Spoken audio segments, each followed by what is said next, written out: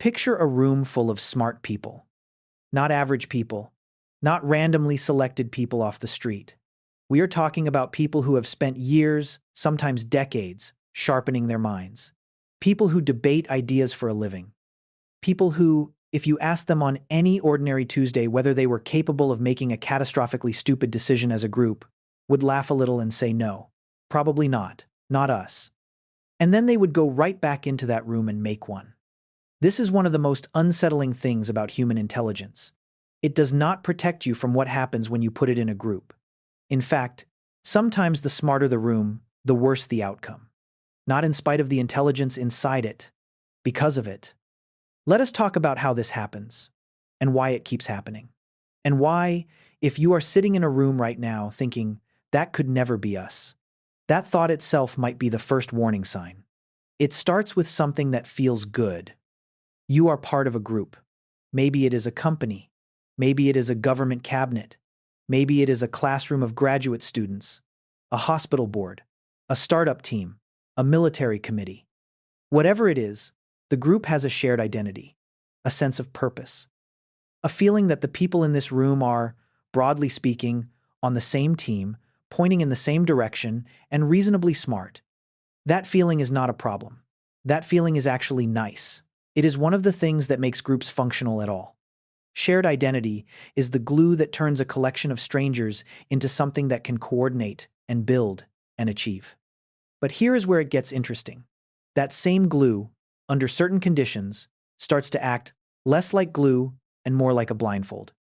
The technical name for what happens is groupthink, but the name is almost too small for what it describes. Groupthink is not just people agreeing too much. It is a full psychological process, where the desire to maintain harmony inside a group quietly begins to override the desire to think clearly. Where the social cost of dissent starts to feel higher than the intellectual cost of a bad decision. Where the group stops being a place where ideas are tested and starts being a place where ideas are protected. And nobody announces when that shift happens. There is no moment where someone stands up and says, "All right, everyone, we are now entering groupthink. Please abandon your critical faculties and follow the leader." It seeps in, silently, through 100 small moments where someone decides not to raise their hand, not to push back, not to be the person who makes things uncomfortable. Let us make this concrete, because abstract descriptions of human psychology are easy to nod along to and immediately forget. The 28th of January 1986. The Space Shuttle Challenger is sitting on the launch pad at Kennedy Space Center. 73 seconds after liftoff, it will break apart. All 7 crew members will die. The whole country will watch it happen on live television. But here is what makes this not just a tragedy, but a lesson. The engineers who built the rocket knew something was wrong. Specifically, the engineers at Morton Thiokol who made the solid rocket boosters had been raising concerns for over a year about the O-rings, the rubber seals that kept the hot gases inside the booster joints. They knew those seals got stiff in cold temperatures. They knew a stiff seal could fail. And the night before the launch, it was extremely cold in Florida. Colder than any previous launch. Roger Boishaly, one of the lead engineers, pleaded with management not to launch. He had written internal memos months earlier warning that if the seals failed, it would be catastrophic. He showed data. He made the argument. He was not confused or panicking or wrong. And he was overruled. The decision to launch happened inside a closed teleconference between NASA managers and Thiokol management. There was pressure. There had already been launch delays. There was an implicit sense in that room that the answer NASA wanted to hear was, yes, it is safe to launch. And one by one, in a process that engineers later described as being asked to take off their engineering hat and put on their management hat, the people who knew the truth stopped saying it. Boishaly later said the decision-making process was, in his words, a flight from reason. He was right, but it was not random. It followed a pattern. A familiar, predictable, deeply human pattern. Here is that pattern. Step 1. The group develops an illusion of invulnerability. When a group has been successful before, especially recently, a quiet assumption takes root that success is normal. That things will probably keep working out. This is not stupidity. It is pattern recognition gone wrong. The brain is very good at learning from the past. It is much worse at recognizing when the past is no longer a reliable guide to the present. Step 2. The group starts rationalizing away warning signs. Not ignoring them exactly. Something subtler than that. The warning comes in, and instead of treating it as a genuine threat, the group processes it in a way that neutralizes it. Yes, but that was a different situation. Yes, but the data is not definitive. Yes, but we have always managed before. The warning is absorbed and diffused before it can disrupt the consensus. Step 3. A belief in the group's inherent morality takes hold. The group believes it is not just competent but good, that its goals are right, that the people in the room share a value system that makes catastrophic error unlikely. This is particularly dangerous because it means that bad decisions get filtered through a moral lens that keeps coming up clean. If we are the good guys, how could we be doing something wrong? Step 4. The group starts treating outsiders with suspicion or dismissal. Anyone who is not in the room, anyone who has not been part of the shared journey, anyone who dissents from the emerging consensus gets subtly repositioned. They do not understand. They do not have the full picture. They are not being realistic. This is how legitimate criticism gets quietly reclassified as noise. Step 5, and this is the one that actually does the damage: self-censorship. Individual members of the group start privately doubting the direction. They see the problems, they feel the discomfort, and then they say nothing. Not because they are cowards necessarily, but because they have done a rapid social calculation and concluded that speaking up will cost more than staying quiet. They will be seen as difficult. They will be the one who slows things down. They will disrupt the mood of a group that, on the surface, appears to be in agreement. And here is the terrible irony. While each person is privately thinking, "I am probably the only one who has doubts," everyone else in the room is thinking exactly the same thing. The room is full of doubt, but the room looks like certainty.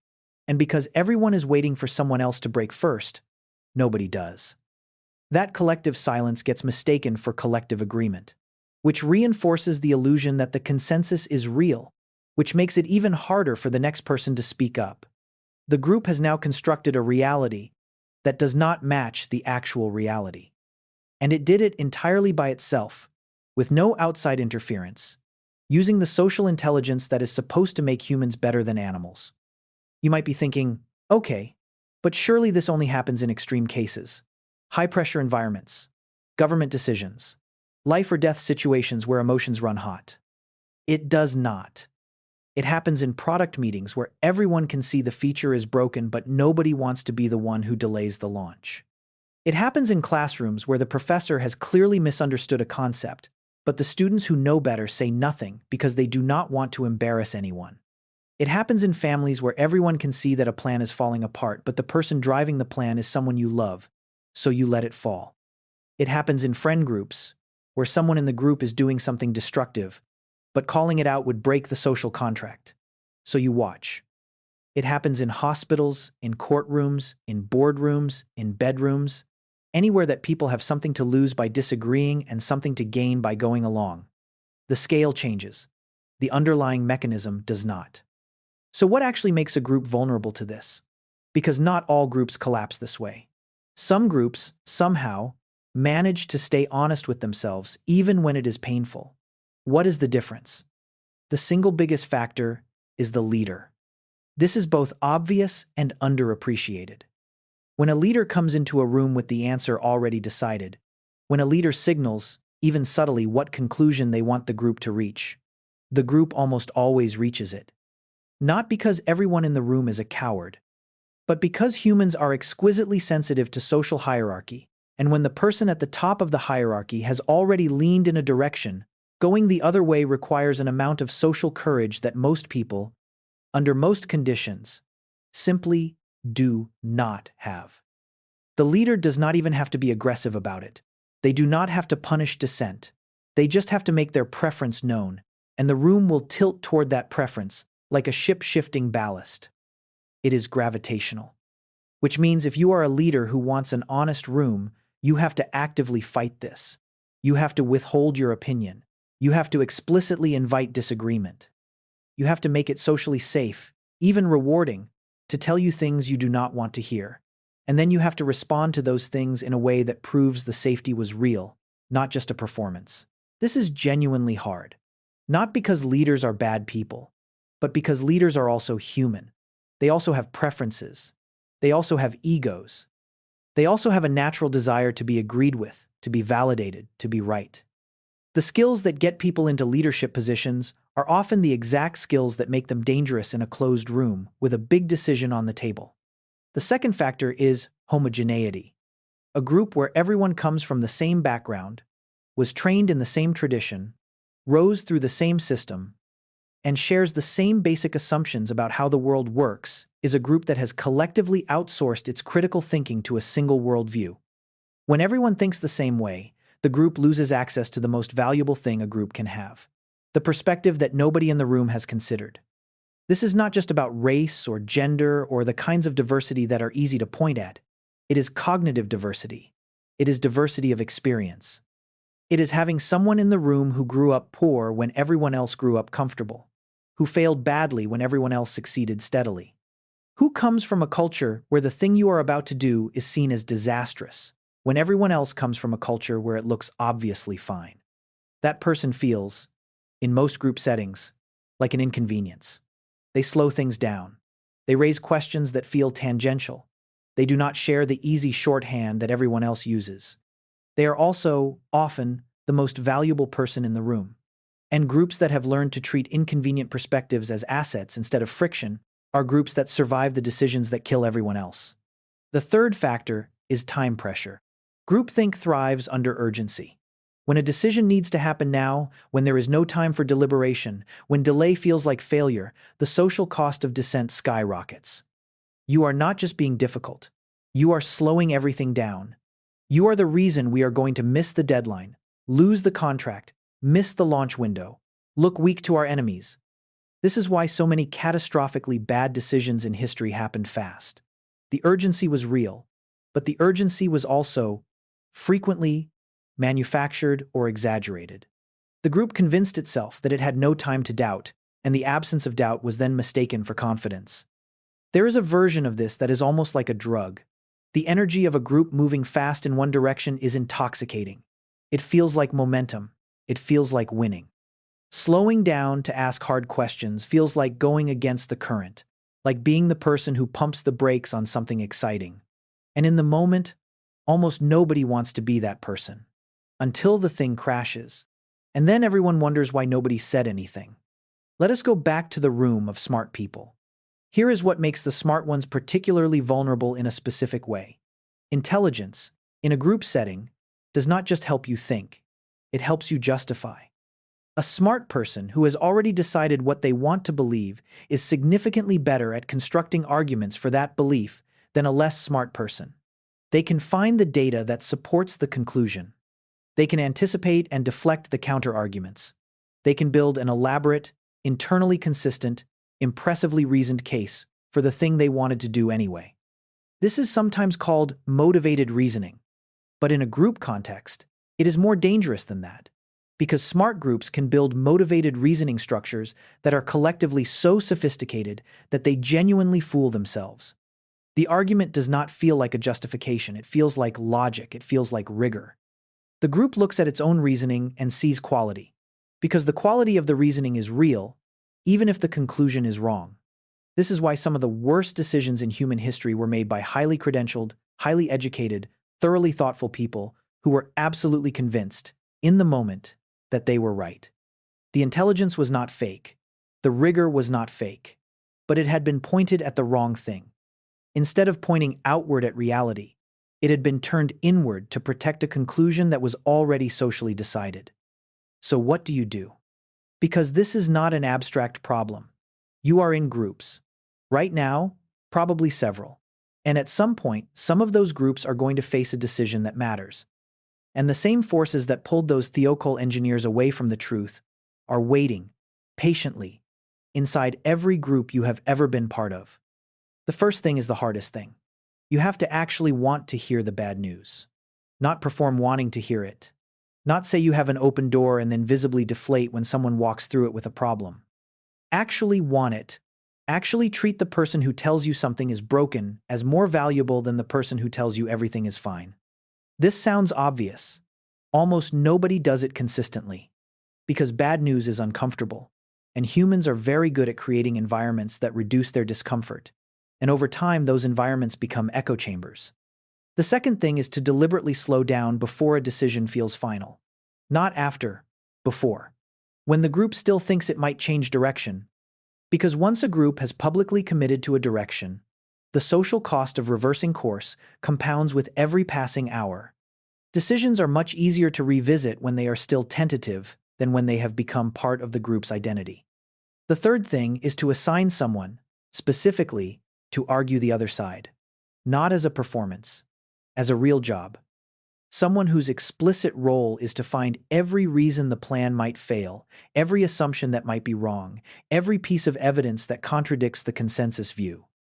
And then to treat what they find as data, not as disloyalty. Some groups call this a devil's advocate.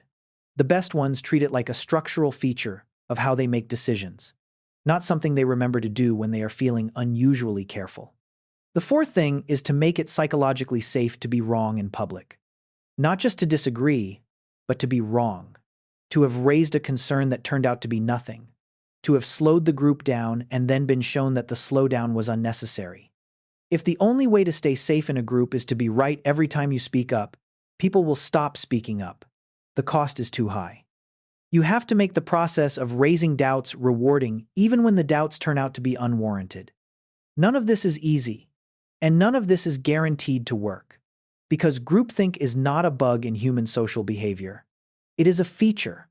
The tendency to prioritize group cohesion, to align with the people around you, to read social signals and adjust, to protect relationships by biting your tongue. These are the same tendencies that made human cooperation possible in the first place. They are ancient and deep and functional in most of the situations humans have ever been in.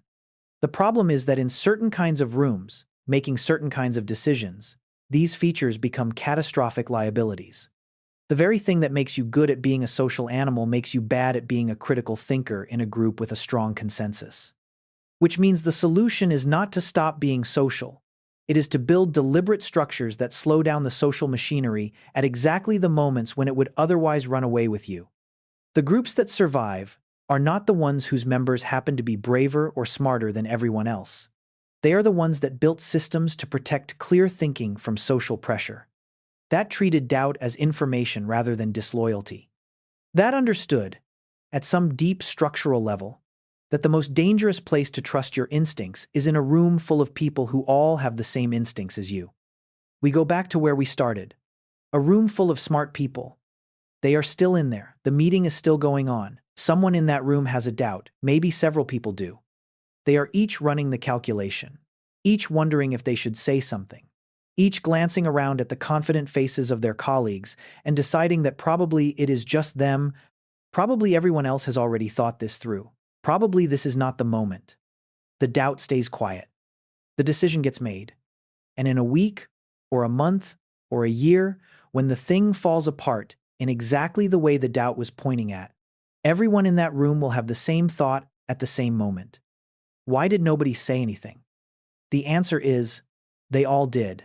They said it to themselves, silently, in the few seconds before they decided not to say it out loud. That gap between the thought and the silence is where catastrophically stupid decisions live. It is tiny. It is everything.